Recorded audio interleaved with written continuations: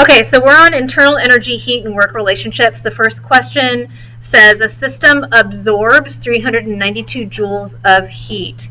So that means your Q is going to be positive. So Q is going to be a positive 392 joules, while the surroundings do 234 joules of work on the system.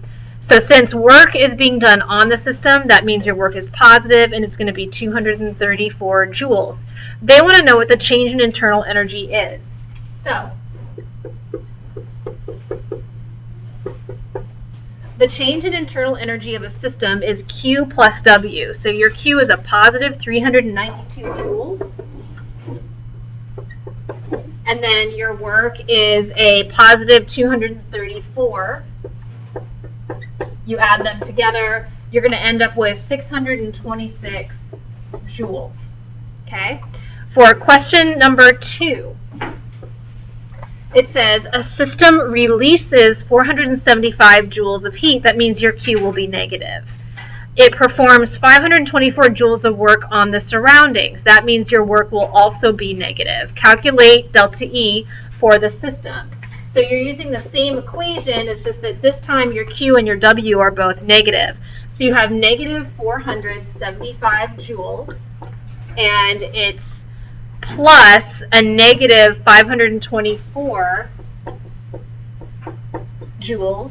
So you add those two together, you're going to get negative 999 joules. Question number 3.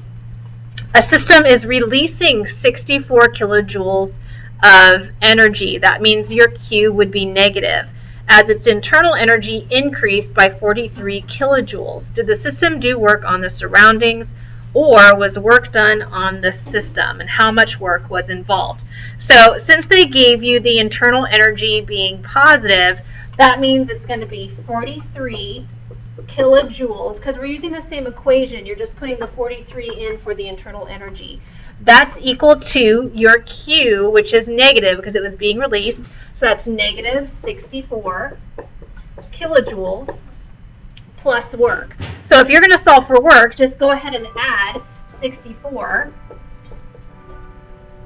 to both sides, and then you're going to end up, your work is 107 kilojoules. So that means 107 kilojoules of work was done on the system.